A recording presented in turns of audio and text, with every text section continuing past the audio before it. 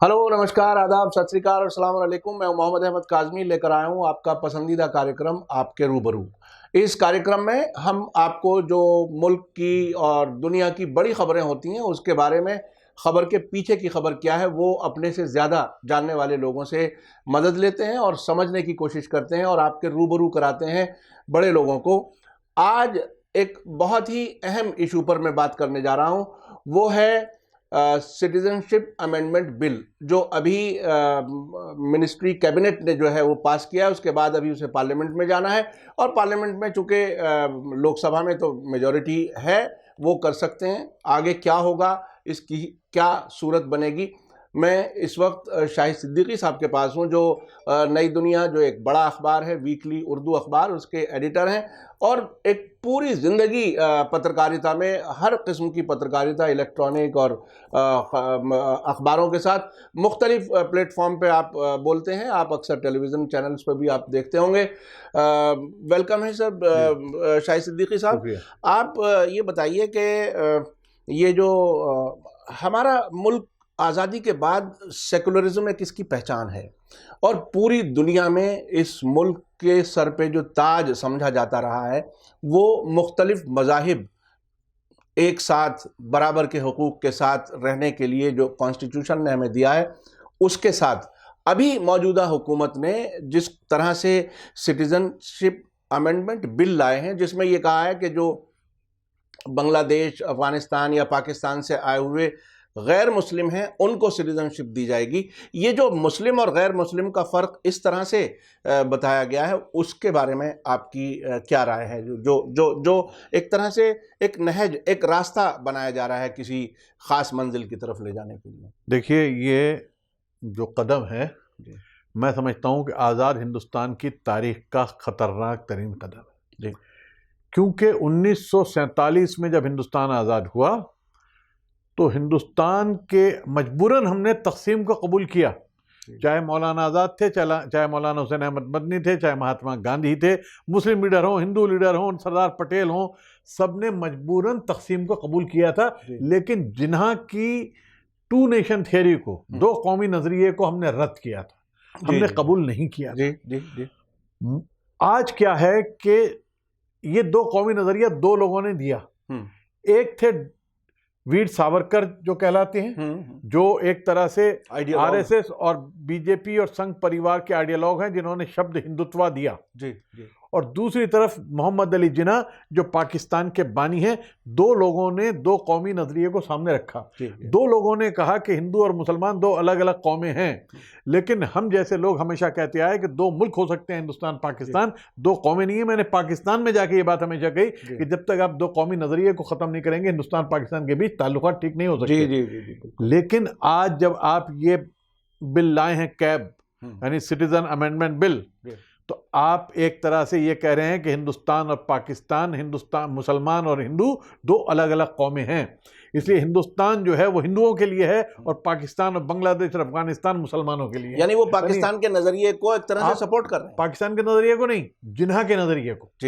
BJP आज जिन्हा के नजरिए को अमली जामा पहना रही है। सावरकर के कोट पहनाकर, सावरकर की टोपी पहनाकर, जिन्ना की शेरवानी पहनाकर, ये एक ऐसा हिंदुस्तान बनाना चाह रहे हैं जो सावरकर के सपनों का हिंदुस्तान था, लेकिन ये हिंदुस्तान में हो नहीं सकता। और इसके साथ एक, अब आप इसको समझना चाहते हैं तो आपको एक चीज के साथ जोड़ना पड़ेगा, आपको है एनआरसी के साथ जोड़ना पड़ेगा। वही मैं सवाल करने वाला। क्या है कि पूरे मुल्क में आप उसको लाने वाले हैं कि आप अपनी शहरियत साबित कीजिए। अच्छा, अब उसमें बहुत सारे हिंदू सिख, जैसे कि आसाम में हुआ कि आसाम में एक बड़ी तादाद हिंदुओं की है, दूसरे मज़ाहिब की है, कि जो साबित नहीं कर सके कि वो हिंदुस्तान के शहरी हैं, बांग्लादेश से नहीं आए। तो अब क्या इस सिटीजन अमेंडमेंट बिल का मकसद क्या है कि जो हिंदू साबित नहीं कर सकेंगे उन्हें कोई दिक्कत नहीं, वो हिंदुस्तान में रहेंगे, सिख या पारसी या जैन। लेकिन अगर मुसलमान साबित नहीं कर सकेंगे तो मुसलमानों को यहाँ से क्या किया जाएगा? समंदर में फेंका जाएगा क्या? क्योंकि हिंदुस्तान, मोदी जी ने, प्रधानमंत्री जी ने शेख हसीना को कह दिया कि हम आपके यहाँ नहीं भेजेंगे किसी को।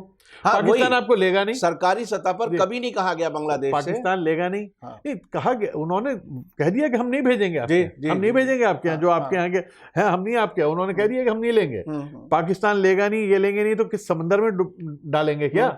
या उसके लिए असल मकसद क्या है कि मुसलमानों को इतना हैरान और परेशान कर दो कि वो जिंदगी के सारे मसाइल भूल के इसी पे लग जाएं, उनके बच्चे पढ़े नहीं, वो कारोबार करें नहीं, कि अपनी शहरियत साबिल करने पे, अपने को बचाने पे, और उनको 2 नंबर का शहरी बाकायदा कानूनी तौर पे बना दिया जाए, उनके वोट डालने का हक छीन लिया जाए। क्योंकि ये लोग डरते एक चीज से हैं कि मुसलमान का वोट जो है उसकी वजह से बीजेपी हारती है। लेकिन मैं कह देना चाहता हूं कि इस सोच के साथ आप चलेंगे तो माफ करें, फिर इस देश का जो हिंदू है, जो सेकुलर है, जो बड़े दिल का है, जो बड़े दिमाग का है, जो 2000 साल 5000 साल से जिसने एक सभ्यता बनाई है, वो हिंदू आपको रद्द करेगा, आपको आपके साथ नहीं आएगा। क्योंकि ये जो सोच है खतरनाक, ये सोच ने अफगानिस्तान को बर्बाद कर दिया, इस सोच ने पाकिस्तान को बर्बाद कर दिया, इस सोच ने सीरिया को बर्बाद कर दिया, इस सोच ने लीबिया को बर्दाश्त कर दिया। जहां कहीं मजहब के नाम पे सियासत होगी और एक कौम के नाम पे सियासत होगी,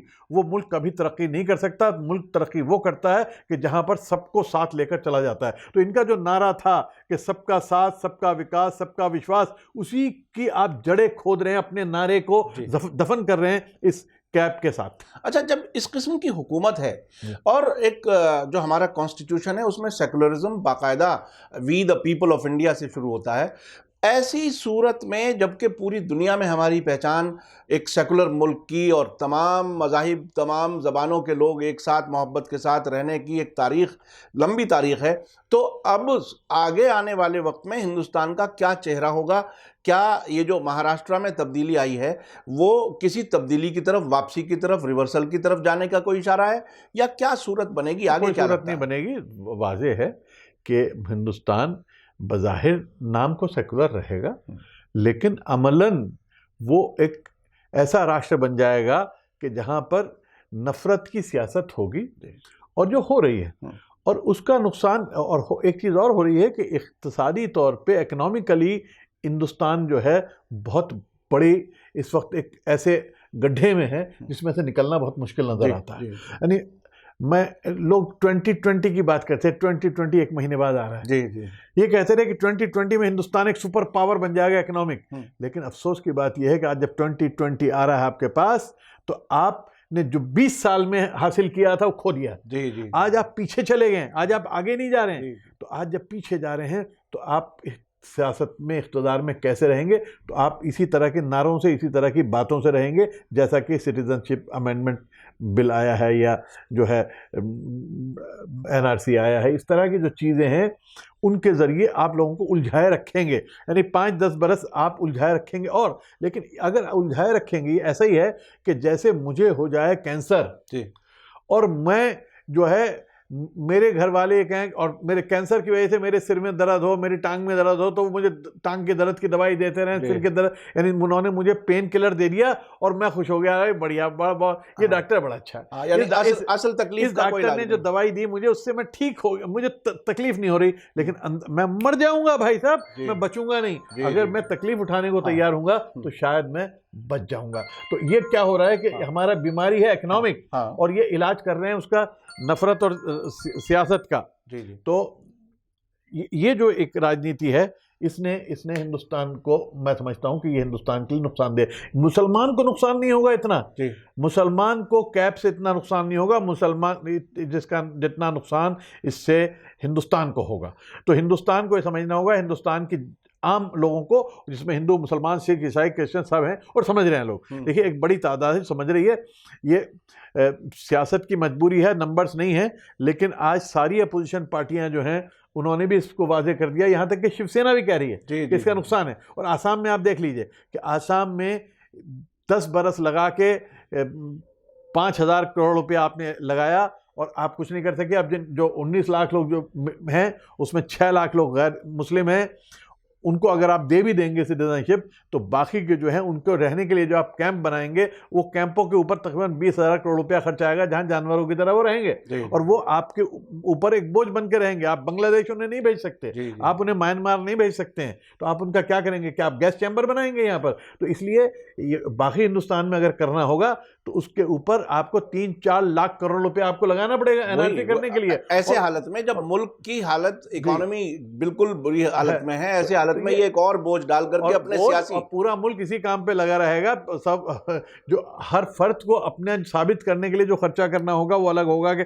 सर्टिफिकेट निकलवाएगा, उसकी कापियां बनवाएगा, उसके फॉर्म भरेगा, उसके वकील होंगे, उसके दूसरे लोग होंगे, तो पूरी नेशन जो है पूरा सरकारी अमला, बजाय इकोनॉमिक डेवलपमेंट के, बजाय फैक्ट्रियां लगाने के, बजाय रोजगार पैदा करने के, सब बेरोजगार होकर इसी काम पे लगे रहेंगे। अच्छा, जब ये एक मुसलमानों का खास तौर पे, जो कि टारगेट इसमें मुसलमान किए जा रहे हैं और एक्सक्लूड भी किया जा रहे हैं, इसमें एक बड़ा तबका, मसलन एक बड़ी तादाद लोगों की अगर इसमें लगी रहेगी, ये तरक्याती कामों में कुछ भी नहीं कर पाएंगे, एक दूसरे को नफरत की नज़र से देखने लगेंगे, तो ये मुल्क की तरक्की कैसे हो पाएगी? आखिर ये कौन सा सुपर पावर कैसे बनाएंगे? क्या मैंने आपसे कह दिया ना कि सुपर पावर तो भूल जाइए, आप वहां से तो पीछे जा चुके हैं। आपने 20 साल में जो गेन किया था वो पिछले 5 साल में आपने खो दिया है।